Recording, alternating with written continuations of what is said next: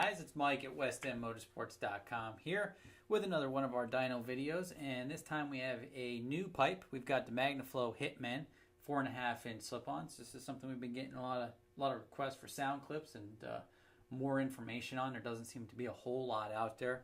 Magnaflow is relatively new to the motorcycle business. They've been around for a year or two, but obviously a name that's been around in cars and stuff like that for a pretty long time. So if you have any experience with them from vehicles and stuff, I know that those guys have been around for a long time and decided to get into the motorcycle industry. Got some guys from other really good companies to work for them, and they're making a pipe that's definitely got quite a bit of interest here. So what we're going to do, just like we did with the previous video so far, is we're going to go through, try to explain to you the differences that we're seeing with these compared to stock. For right now, we're just going to compare to stock because it's we're going to have a lot of different slip-ons, and I think in the end we're going to end up doing a full comparison with basically everything, like a full complete.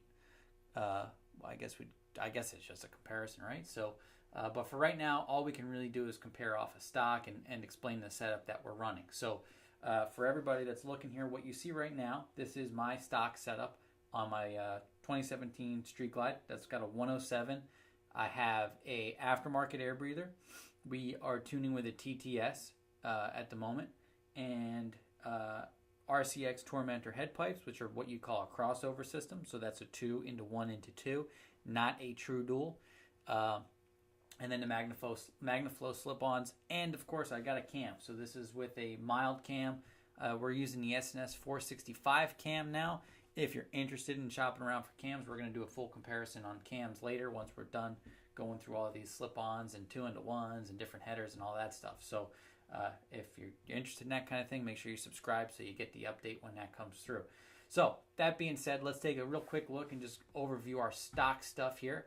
This is my bike stock with a stock air cleaner, stock head pipes, and at the time just a set of slip-ons. So you can see our dyno run. And if you're not sure how to read the dyno run, we did an explainer video there, so you can go back and check that one out, so we could just hammer through this here. But you can see what we're looking at is a peak torque. This is our torque curve. This is our horsepower curve. And what we're looking at, our peak torque is right around 3,200, 3,250 RPMs. And we're at about 100 foot-pounds, okay? This is before the cam also, again. So this is a stock bike, right? And then our peak horsepower looks like it's right about here. And that's going to be 98. No, I'm sorry. That's 76 or 77, depending on which one we're looking at. So let's look at our max run. So that's 77.5 horsepower stock at rear wheel. So now let's take a quick look. Let's go down to our new dyno sheet here, which has the Magnaflow slip-ons, the RCX Tormentor headers, the open breather, and the SNS 465 cam. And you can see right here we're already meeting our best results from stock. Okay, so that's 2,500 RPMs torque wise. We've beat it.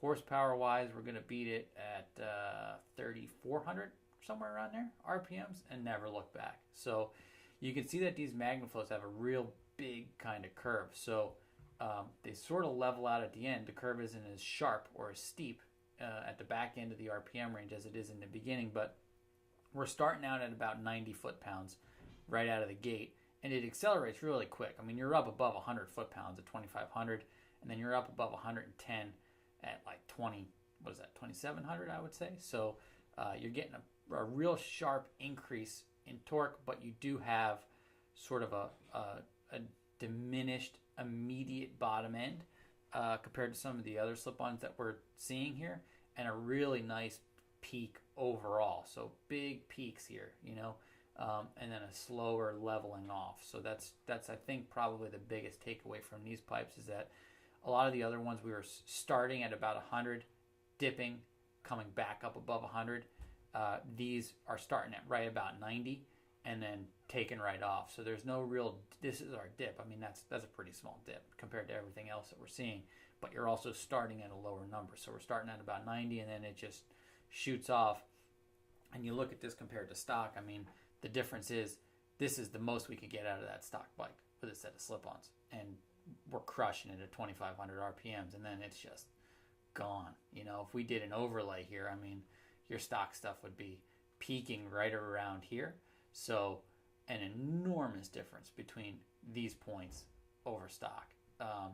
So that's going to give you your huge increase in bottom end, mid-range, and even top end. I mean, our max horsepower here is 99.13, max torque 121.14, and that's not a real radical setup. That's a lot of power that you could feel, that you can ride with on these touring bikes. That's what you call usable power. So if you were thinking about going with these Magnaflows, now you have the performance to back it up, and you know what you're going to get. The cams are, you know, if you're thinking, well, this isn't on a stock bike, fair enough, but I can tell you right now that almost everybody that has a Milwaukee 8 should be considering, at least at some point, if you're looking to do performance stuff, should be considering at some point doing a cam. It's very inexpensive, and it's a way to obviously gain tons of power. And so, you know, we're doing this all on the same bike, and so you can get a really good idea of which slip-ons might help it or hurt it or whatever.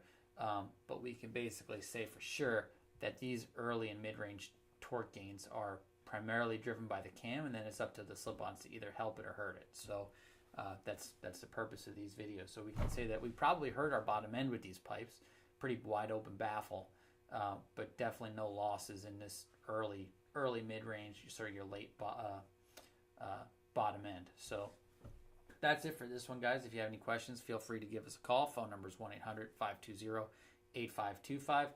You can always call and ask for me. If you have any other questions, you can shoot us an email to info@westendmotorsports.com.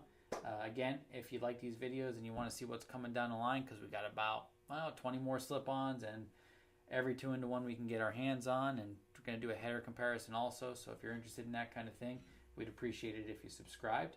And thanks for watching, guys. Have a great day.